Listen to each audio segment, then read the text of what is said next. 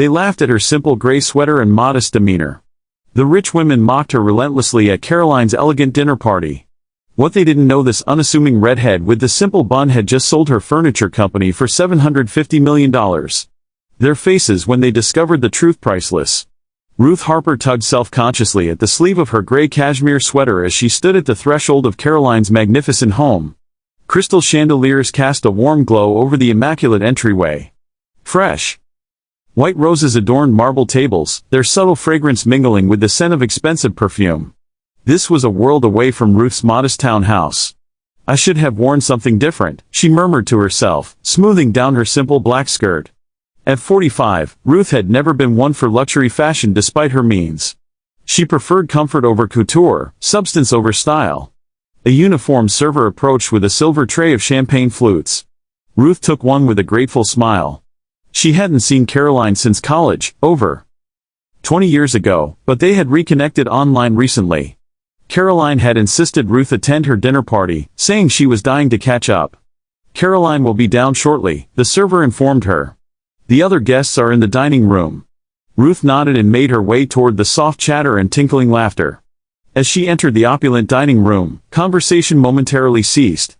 6 women in designer clothing sat around a table glittering with fine china and crystal. Each wore enviable jewelry and perfectly styled hair. Their eyes, sharpened by years of social competitions, took in Ruth's simple appearance with immediate judgment. "You must be Caroline's friend." A blonde woman with a pearl necklace broke the silence. Her voice honeyed but her eyes cold. "Yes, I'm Ruth Harper. Caroline and I were roommates in college." "How charming," another woman replied, her voice suggesting it was anything but. "I'm Victoria. Please join us." Ruth took the empty seat, setting her small handbag beside her plate. She felt, rather than saw, the discreet exchange of glances around the table. "Caroline mentioned you're in furniture," Victoria said, the final word delivered like a curious specimen to be examined. "Yes, that's right," Ruth answered simply. She never elaborated on her success unless necessary. Years of experience had taught her that people's reactions to wealth said more about them than any resume could reveal. "That must be interesting," offered a woman with an impressive diamond bracelet. "I'm Diane, by the way. My husband's in real estate development. He just closed a $40 million deal on the East Side," added Victoria with the rehearsed casualness of someone accustomed to dropping figures into conversation. Ruth smiled politely. "That sounds impressive." The women launched into a discussion of their husbands' business ventures and their own charity boards, designer purchases, and upcoming vacations. Ruth listened, occasionally sipping her champagne. "And what about you, Ruth?" Victoria finally asked. "What brings you back to town?" "Furniture shopping." She laughed delicately at her own joke, the others joining in. "Actually, I'm here for a few meetings," Ruth replied honestly. What she didn't add was that those meetings were with her investment team about diversifying the enormous windfall from selling her company 6 months ago. "Oh, meetings? How exciting!" "Draw," Diane, exchanging amused glances with Victoria. Ruth observed them calmly. She'd encountered this before, the immediate dismissal based on appearances. Once it would have bothered her, but she'd long since learned that true worth wasn't measured in designer labels or status symbols. "Where is Caroline?" someone asked. "It's not like her to be late to her own dinner party. She texted that she's running behind." Diane said something about a delivery issue with the flowers. Ruth inwardly sighed. Without Caroline as a buffer, the evening stretched before her like a social minefield.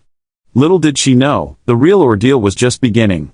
"So, Ruth," Victoria leaned forward slightly, her diamond earrings catching the light. "Tell us more about this furniture business of yours. Do you have a little shop somewhere?" The dismissive tone wasn't lost on Ruth. She'd faced it countless times during her 20-year journey from garage workshop to industry leader. "I design custom pieces," Ruth answered simply. She could have mentioned her company's international presence or the celebrity clients who commissioned her work, but years of being underestimated had taught her the value of humility. "How quaint," Victoria replied with a smile that didn't reach her eyes. "I think my housekeeper's daughter does something similar." "Crafts, right?" Laughter rippled around the table, except from Ruth, who simply smiled politely. "I imagine it must be difficult," Diane interjected, her voice dripping with insincere sympathy. "Such a competitive market. My husband always says retail is a brutal business." Ruth took a sip of her champagne.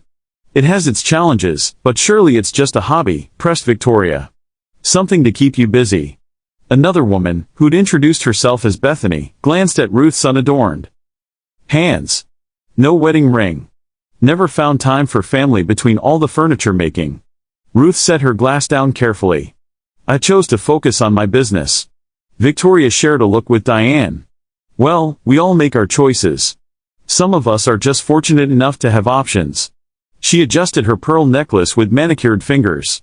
A server appeared, placing elaborately plated appetizers before each guest. Ruth noticed how Victoria's eyes narrowed slightly when she thanked the server by name. These look lovely. Ruth commented, admiring the artistic arrangement. Caroline employs the most sought-after private chef in the city, Bethany said. Impossible to book unless you know someone. My husband tried for months before I called in a favor. The restaurant he opened last year has already earned a Michelin star, added Victoria, studying Ruth for a reaction. Ruth nodded appreciatively. The food looks wonderful. Ruth, I'm curious, Diane said, delicately spearing a scallop with her fork. What brought you into furniture? It seems such an unusual choice.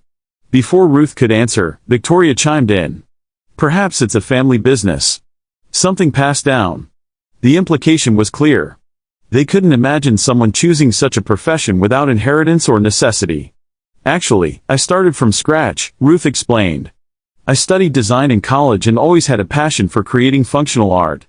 Functional art, Victoria repeated, as if tasting something sour. How interesting. She means furniture that's both beautiful and practical. Another woman. Margaret translated unnecessarily. Yes, I gathered that. Thank you, Margaret, Victoria replied with a tight smile. Ruth observed the subtle power dynamics at play. Victoria was clearly the alpha of this social circle, with the others falling into familiar patterns around her. It was remarkably similar to corporate board meetings she'd attended, just with more expensive jewelry. Your sweater is quite comfortable looking, Bethany observed, her gaze lingering on Ruth's simple gray cashmere. Is that a fashion choice? Ruth's lips curved slightly. I prefer simplicity. Simplicity? Victoria echoed, exchanging glances with Diane. Well, not everyone can pull off couture. Or afford it, murmured someone else, just loudly enough to be heard. Ruth brushed an invisible crumb from her sleeve, unbothered. Her sweater, though understated, was actually handcrafted by an elderly artisan whose work she'd admired for years. It had cost more than Victoria's flashy dress. But Ruth saw no need to point this out. More champagne. Ruth? Diane offered, clearly hoping to move the conversation along. Ruth shook her head. I'm fine, thank you. Perhaps something stronger. You look like you could use it, Victoria suggested with a laugh that the others quickly echoed.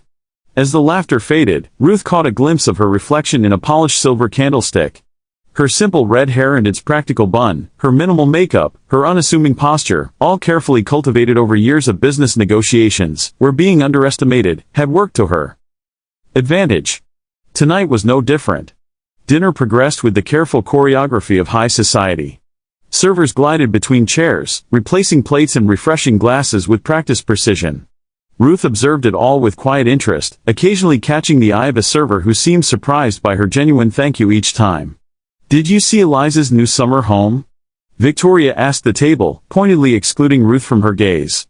Waterfront, 6 bedrooms, and the most divine infinity pool overlooking the bay. I heard she paid nearly $12 million, Diane added, her voice dropping to a conspiratorial whisper that was meant to be heard. 12.5 corrected Bethany. My husband's firm handled the transaction. Ruth cut into her perfectly cooked steak, listening as the conversation flowed around her. These women measured their worth and others in square footage and price tags. What about you, Ruth? Margaret asked suddenly. Do you have a vacation property? All eyes turned to her, expecting either an admission of modesty or an unconvincing attempt to match their opulence. I have a cabin by a lake, Ruth answered honestly. What she didn't add was that her cabin encompassed 80 acres of pristine woodland with its own private lake, or that renowned architects had begged to design it. Victoria smirked. How rustic. I suppose that makes sense for someone in furniture. I grew up near the woods, Ruth explained. I find it peaceful. Well, not everyone needs luxury, Diane said with faux generosity. Some people are perfectly content with the simple. Things. Ruth could have mentioned that her property had been featured in architectural magazines, but she merely nodded. Exactly. The conversation shifted to charity galas and board positions. Names were dropped like coins into a fountain, each with an accompanying splash of importance. I'm chairing the Children's Hospital benefit this year, Victoria announced. We're hoping to raise $2 million. Wonderful cause, Ruth commented. She didn't mention her own anonymous seven-figure donation to that same hospital. Last month. Do you do much charity work, Ruth? Bethany asked with the air of someone who already knew the answer. Before Ruth could respond, one of the servers approached her discreetly. Excuse me, Miss Harper. There's a call for you. The gentleman says it's urgent. Ruth frowned slightly. Thank you. I'll take it in the hall. As she stood, Victoria raised an eyebrow. Business emergency with a furniture delivery. The table tittered with laughter as Ruth stepped away. In the hallway, she took the cordless phone. Offered by the server. Ruth Harper speaking. Miss Harper, it's Alan from Westfield Trust. I apologize for disturbing your evening, but we need your approval on the transfer of funds for tomorrow's acquisition. It's the 8-figure transaction we discussed. Ruth glanced back toward the dining room. Yes, that's fine. Please proceed as planned. Excellent. The paperwork will be ready for your signature tomorrow at 10 o'clock. Again, sorry to interrupt your evening. No problem at all. Thank you, Alan. Ruth handed the phone back to the waiting server, who hesitated before speaking. Miss Harper, if you don't mind me asking, are you the Ruth Harper, the one who designed the Meridian collection? Surprised, Ruth nodded. Yes, that's me. The young man's eyes widened. My mother saved for 3 years to buy one of your coffee tables. She says it's the most beautiful thing she's ever owned.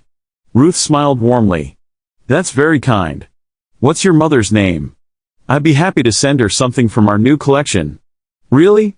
Her name is Grace Martinez. She would absolutely. There you are, Ruth. Diane's voice cut through the moment as she appeared in the hallway. We were beginning to think you'd escape through a window. Her eyes flicked dismissively to the server, who quickly excused himself. Just a quick business call, Ruth explained. On a Friday evening, Diane linked her arm through Ruth's, guiding her back to the dining room. My husband never allows business calls during dinner. He says it's a sign of poor management if you can't delegate properly, Ruth said. Nothing as they returned to the table where dessert was being served. The women barely acknowledged her return. Already deep into discussion about an upcoming designer showcase. You simply must see Victoria's new collection, Bethany was saying as Ruth settled back into her seat. She's commissioned pieces from all the top designers. Her home looks like a museum. A curated museum, Victoria corrected with a satisfied smile. I can't stand clutter. Everything must have purpose and pedigree. Ruth sampled her dessert. A delicate lemon souffle that melted on her tongue. She noticed the women watching her as if evaluating whether she could properly appreciate such refinement. And what's your decorating style, Ruth? Margaret asked. Do you use your own creations? The slight pause made the question sound more like an accusation than genuine interest. I keep things simple, Ruth replied, which was true. Her home featured carefully chosen pieces, many crafted by emerging artisans she'd discovered over the years. I imagine that's economical. Victoria said with a thin smile. Not everyone can afford to redecorate seasonally. I prefer quality over quantity, Ruth responded, maintaining her composure. Victoria leaned forward, her diamond bracelet catching the light. Speaking of quality, did I mention my husband just gifted me with a stunning piece for our anniversary? She extended her wrist, showcasing an ostentatious diamond bracelet. Custom design. Apparently, the stones alone are worth more than some people's homes. The women cooed appropriately, examining the jewelry with exaggerated enthusiasm. Ruth politely admired it when Victoria thrust her wrist in her direction. It's lovely, she said simply. Victoria's smile tightened. The designer said, it's museum quality, something to pass down through generations. If you have children to pass things to, Diane added with a pointed glance at Ruth. The implication stung more than Ruth expected. She'd chosen her career path deliberately, but these women made it sound like a failure rather than a choice. Not everyone's path includes marriage and children, Ruth said quietly. There are many ways to leave a legacy. Victoria laughed, a sharp sound that held no warmth. Oh, darling, no career compares to family. What's the point of success if you have no one to share it with? The others murmured in agreement, their wedding rings glinting under the chandelier light. I think success is defined individually, Ruth countered, her voice still even. For some, it's family. For others, it's creating something meaningful. Creating furniture, Victoria said, drawing out the word. Well, I suppose someone has to do it. The deliberate condescension was like a slap, but Ruth had faced worse in boardrooms dominated by men who thought a woman couldn't possibly understand business. Exactly, Ruth agreed pleasantly. Someone does. Victoria's eyes narrowed at Ruth's unflappable demeanor. She clearly expected Ruth to either wither under her scorn or lash out defensively. When neither happened, her tactics escalated. I don't mean to be rude, Victoria said in a tone that suggested she meant exactly that. But that sweater, is it a hand-down? It looks rather worn at the elbows. Ruth glanced down at her sleeve. The sweater was actually less than a month old, but its muted color and simple design apparently read as cheap to these women. It's comfortable, she replied, refusing to defend her clothing choices. Comfort over style, Diane said with a laugh. How pragmatic. I always say, Victoria added, swirling her wine. You can tell a lot about someone by what they choose to wear. It's a statement about how you value yourself. Ruth met her gaze evenly. I couldn't agree more. Victoria's smile faltered slightly at Ruth's calm response. She'd expected embarrassment, perhaps even tears. Instead, she found herself facing a woman who seemed completely unbothered by her barbs. Well, Victoria continued, doubling down. I suppose when you work with your hands, fancy clothes would just get ruined. I'd hardly call it working with her hands, Bethany added with air quotes. It's more like arts and crafts for grown-ups. Laughter rippled around the table, sharp and excluding. Ruth remained silent, taking a sip of water. Oh, don't look so serious, Ruth, Victoria said, noticing her lack of reaction. We're just having a bit of fun. No need to be sensitive. Ruth set down her glass. I'm not sensitive. I just don't find humor at others' expense particularly amusing. The table fell silent. No one had expected such direct pushback. Before Victoria could respond, the dining room door opened. All heads turned as Caroline finally entered. Caroline swept into the room with the confident grace of someone accustomed to making entrances. Her blonde hair was perfectly styled. Her black dress elegant yet understated. Unlike the other women, her only jewelry was a simple strand of pearls. I'm so sorry I'm late, everyone. The caterer had a mini crisis that needed my attention, she announced, then broke into a warm smile when she spotted Ruth. Ruth, you made it. She hurried over to embrace Ruth warmly, a genuine affection that contrasted sharply with the cool reception Ruth had received from the others. I've been so looking forward to catching up, Caroline said, taking the empty seat beside Ruth. It's been far too long. Victoria cleared her throat delicately. We've been entertaining your friend, Caroline. Such an interesting background she has. Caroline's eyes narrowed slightly as she glanced around the table, clearly sensing the atmosphere. I hope everyone's been making Ruth feel welcome.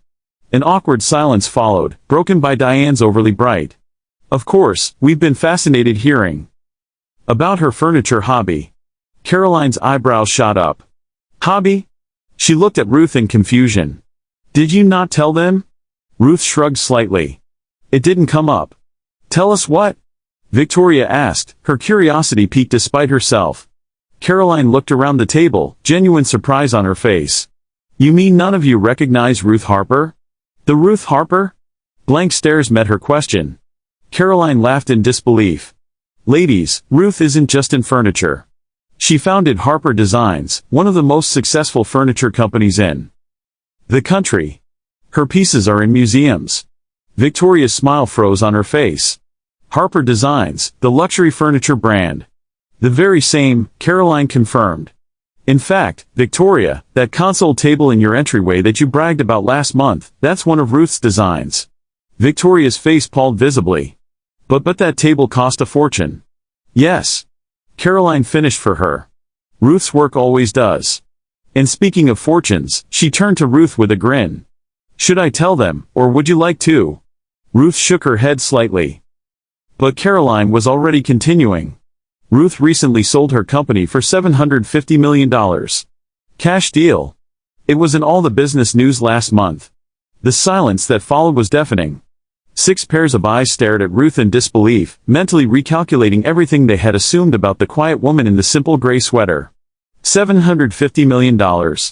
Bethany finally whispered, her voice cracking slightly. Actually, it was 752. Ruth corrected softly. But who's counting? Victoria's champagne glass nearly slipped from her fingers. But your clothes, you don't look rich, Ruth supplied, a hint of amusement finally breaking through her composure. I never saw the point in flashy displays of wealth. I prefer to let my work speak for itself. Diane was now staring at Ruth's simple sweater with new eyes. That's not just any cashmere, is it? Ruth smiled slightly. It's hand-loomed by a master craftsman in Scotland. He only makes 12 pieces a year. The phone call, Victoria said suddenly, comprehension dawning. That wasn't about a furniture delivery. Investment. Portfolio, Ruth confirmed. We're diversifying after the sale. Caroline was watching the reactions with barely concealed delight. Did I mention Ruth's philanthropic work? The children's wing at Memorial Hospital. That was her donation. Anonymously, of course. $20 million. Ruth admitted reluctantly. They needed a new oncology department. Victoria's mouth opened and closed without sound. Just minutes earlier, she'd been boasting about raising $2 million for charity. But you never said anything. Margaret finally managed all. Evening while we were being completely condescending. Caroline supplied helpfully.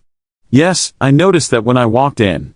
Not our finest moment as hostesses, ladies. Ruth shrugged. I've never been one to flaunt success. In business, being underestimated often works to my advantage. Well, Victoria said, attempting to recover her composure.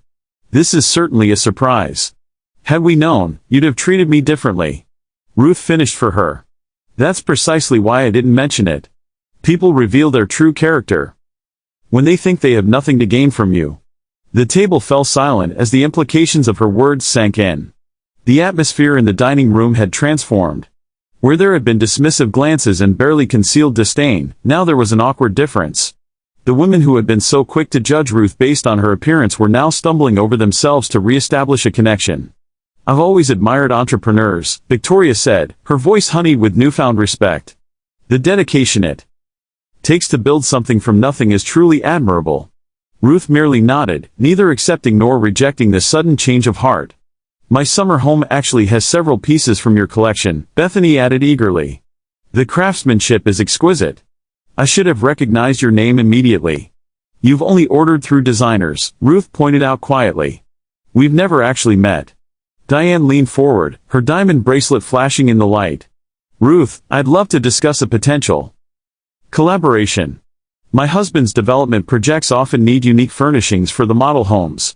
Caroline caught Ruth's eye across the table, raising an eyebrow in silent communication. They'd been close enough in college to recognize the absurdity of the situation. Ladies, Caroline interrupted smoothly. Perhaps we could save the business proposals for another time. This is supposed to be a social evening after all. Victoria, clearly determined to salvage her standing, raised her glass. A toast, she declared to Ruth and her remarkable success. We should all be so fortunate. The others quickly raised their glasses, murmuring agreement. Ruth lifted hers politely, but didn't drink. Success means different things to different people, she said simply. But surely, Victoria pressed. The financial reward must be gratifying. After all those years of work, she still couldn't quite bring herself to fully respect furniture making as a prestigious career. Ruth set her glass down. The money was never the point. I started designing furniture because I loved creating things that would become part of people's lives, pieces they'd gather around for family dinners or curl up on with a book. She paused. The fortunes it brought were secondary. How refreshingly humble, Diane said, though her tone suggested she didn't quite believe it. Ruth smiled faintly. Not humble, just honest. Some of my happiest days were in my first workshop with sawdust in my hair and not a penny to my name. The women exchanged glances, clearly unable to comprehend valuing experience over affluence. Well, Margaret said brightly, clearly trying to move past the awkwardness. Now you can enjoy the best of both worlds. All that money and the freedom to do whatever you want. Ruth nodded. Yes, freedom is the true luxury. The freedom to choose how I spend my time and with whom. Her gaze swept around the table, the implication clear. These were not the people she would choose. Caroline, sensing the tension, stood up. Why don't we move to the sitting room for coffee? Ruth, I want to hear all about that educational foundation you mentioned starting. As they moved from the dining room, Ruth found herself walking alongside Victoria, who was now making a determined effort to establish a more personal connection. I feel I should apologize for my earlier comments, Victoria said in a low voice. Had I known who you were? That's exactly the problem, Ruth interrupted gently. You shouldn't need to know who I am to treat someone with basic courtesy. Victoria flushed. I didn't mean to suggest. Yes, you did, Ruth said, her voice still calm, but now tinged with steel. You meant that wealth and status determine how much respect someone deserves. That's a disappointing way to move through life. Victoria stopped walking, momentarily stunned by the directness. Ruth continued toward the sitting room where Caroline was arranging coffee service. The other women were already seated, their body language noticeably different, more attentive, more deferential toward Ruth. The foundation, Caroline prompted as Ruth took a seat. Tell everyone about it. Ruth smiled. Genuine warmth replacing her earlier reserve. We're creating educational opportunities for young people interested in traditional craftsmanship and design. Full scholarships, apprenticeships with master artisans, business training. How charitable, Victoria commented, having recovered enough to rejoin the group. It's not charity, Ruth corrected. It's investment in talent that might otherwise be overlooked. She looked directly at Victoria, rather like I was this evening. The silence that followed was thick with understanding. As the evening drew to a close, Ruth stood on Caroline's front porch, waiting for her car. Caroline joined her, handing her a light wrap against the evening chill. I'm sorry about tonight, Caroline said softly. I had no idea they would behave that way. Ruth smiled. Don't apologize. It was illuminating, actually. Still, Caroline sighed. The way they change once they knew about your success. It was almost grotesque. Ruth nodded, gazing out at the manicured gardens illuminated by strategic landscape lighting. Money doesn't change who we are. It just amplifies what's already there. And what about you? Caroline asked.